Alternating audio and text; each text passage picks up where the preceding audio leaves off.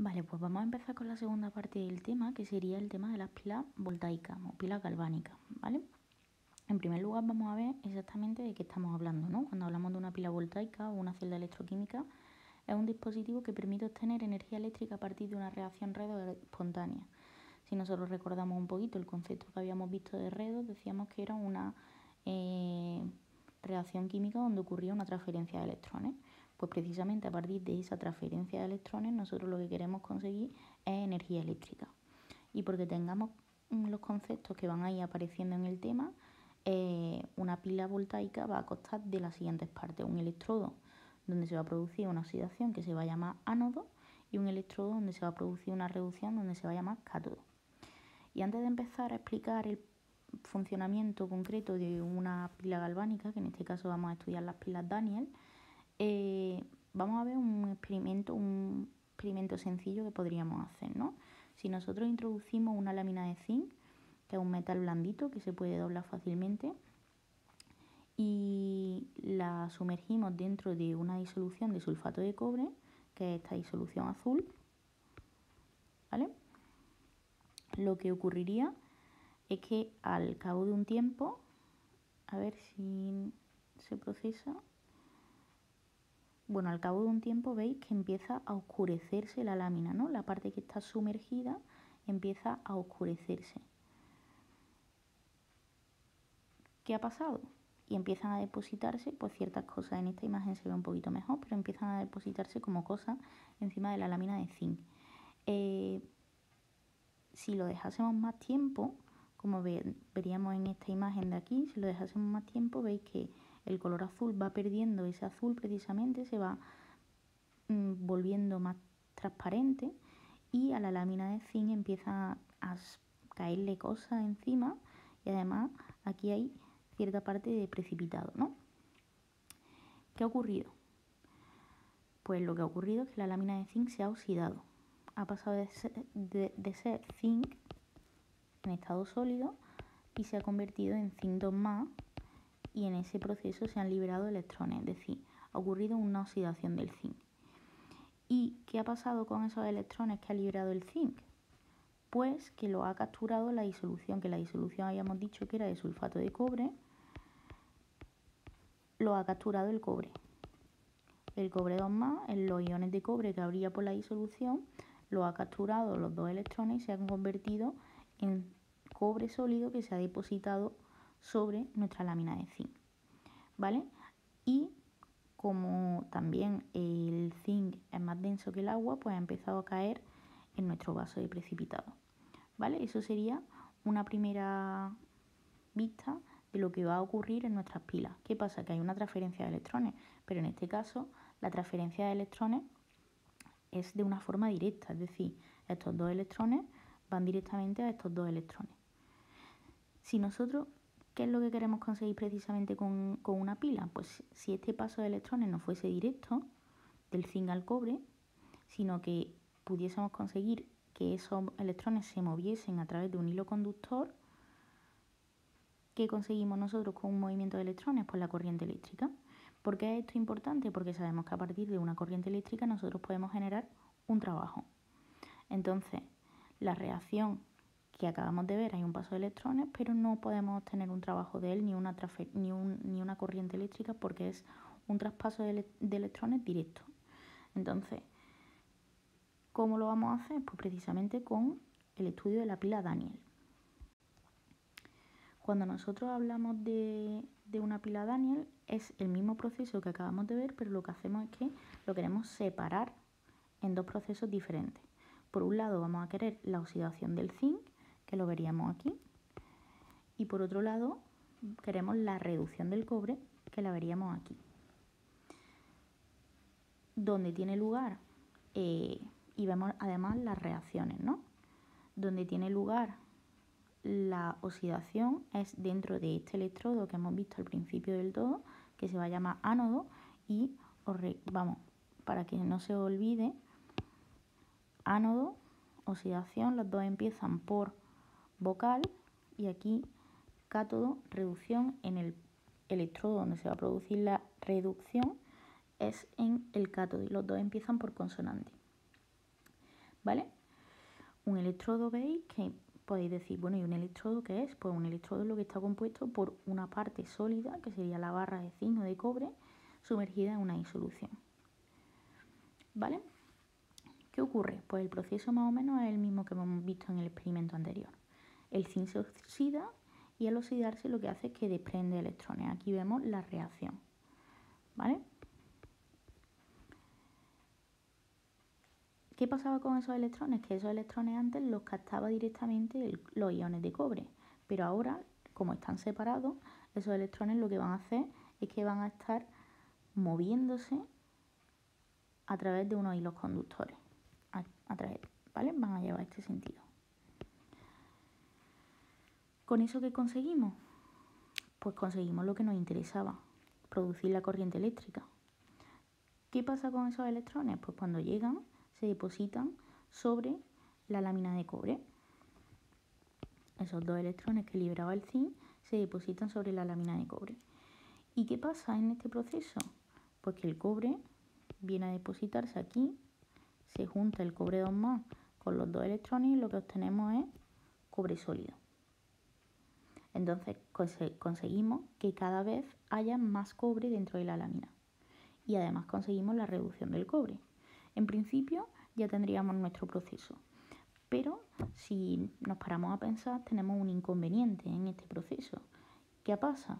Pues que aquí voy perdiendo carga negativa, o sea, carga positiva, por lo que me voy quedando con un exceso de carga negativa y aquí, sin embargo, al ir liberando continuamente iones de zinc positivos, pues lo que me voy quedando es con un exceso de carga positiva. Y esas dos situaciones no se pueden dar, porque estaríamos en una descompensación. ¿Qué hacemos para compensar este hecho? Pues lo que vamos a hacer para compensar este hecho lo vemos aquí en una diapositiva. Vamos a introducir lo que se conoce como un puente salino. Este puente salino tiene, en este caso, es cloruro de potasio, ¿vale? ¿Qué pasa con el cloruro de potasio? Pues que se va a separar en sus iones. Recordamos que si yo tengo cloruro de potasio, el K+ es un catión y el Cl, que sería Cl-, es un anión. ¿Dónde va a ir cada uno?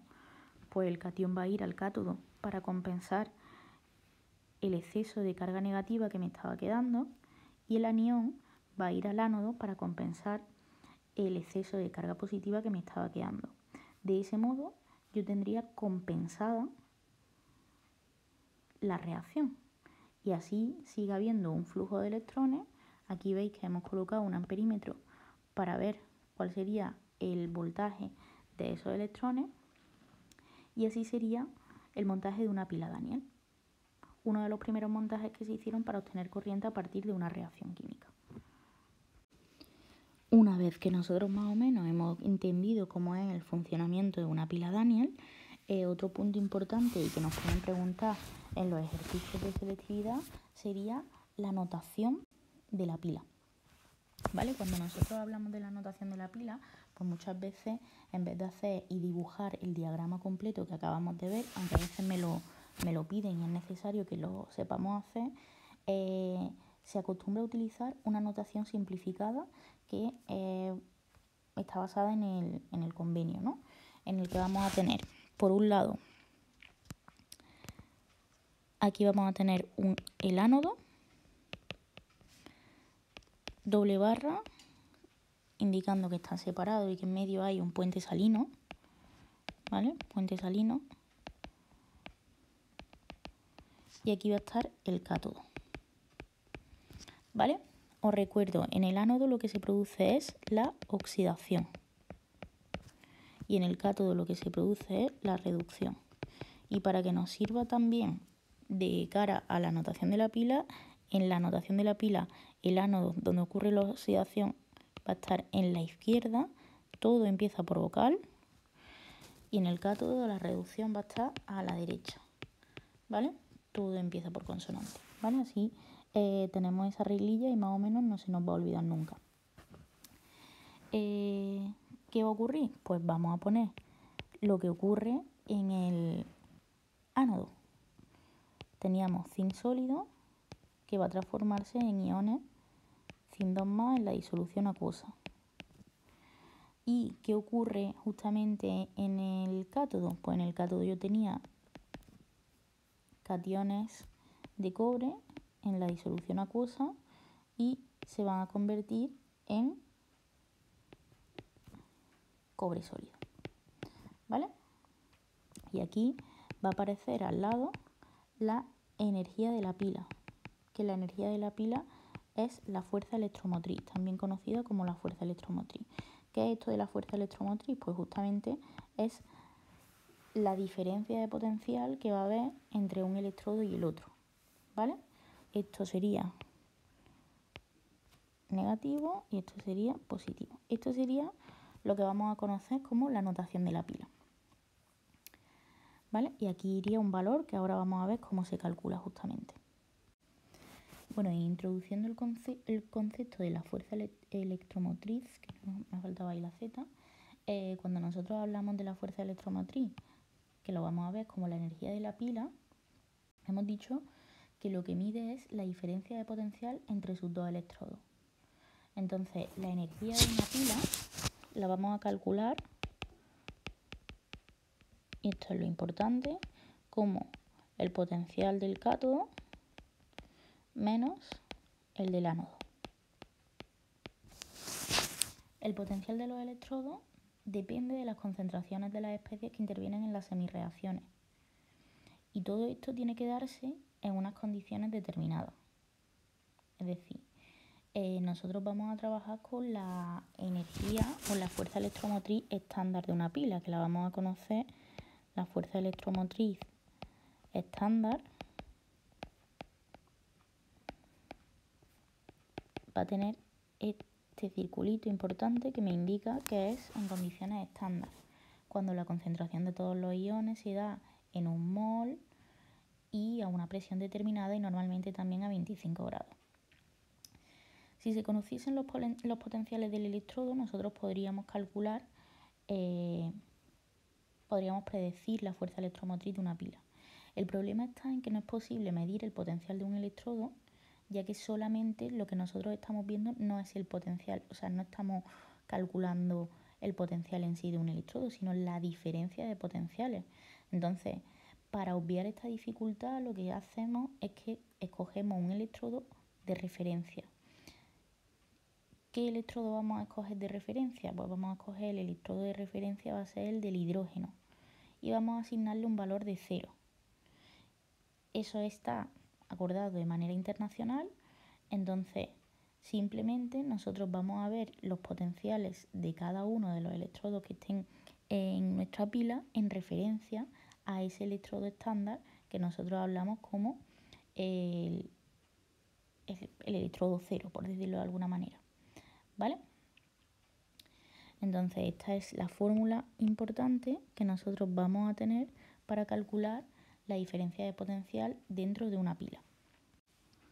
Bueno, ya sabiendo esto, lo que acabamos de decir, que los potenciales estándar del electrodo se miden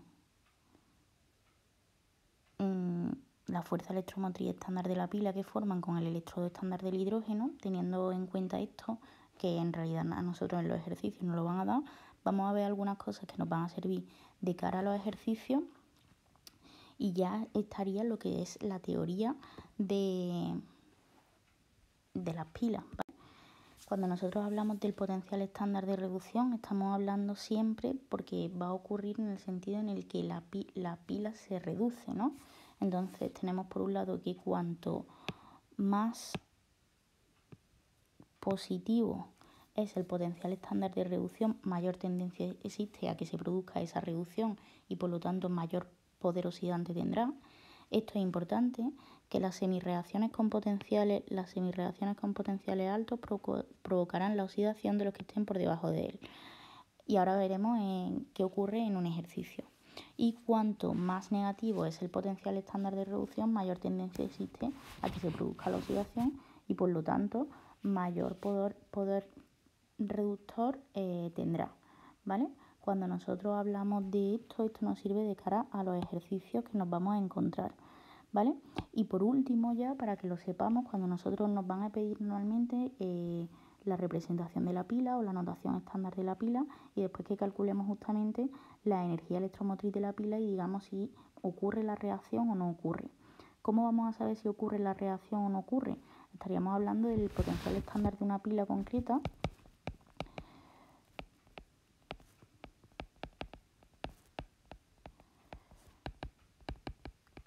que esto es también muy importante. Si la energía estándar de la pila es mayor que 0, estaríamos hablando de que es espontánea. Y si la energía, la diferencia potencial de la pila nos sale menor que 0, estábamos hablando de que no ocurriría de manera espontánea, ¿vale? Eso simplemente. Y cuando estamos hablando del potencial de la pila, estamos hablando precisamente de que la energía de la pila, lo hemos visto en la diapositiva anterior, es la del cátodo menos la del ánodo.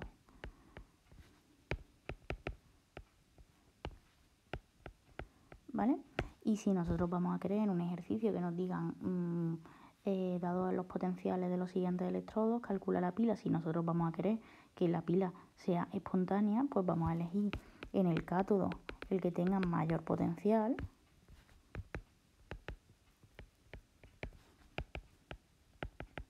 Y en el ánodo el potencial más bajo. ¿Vale?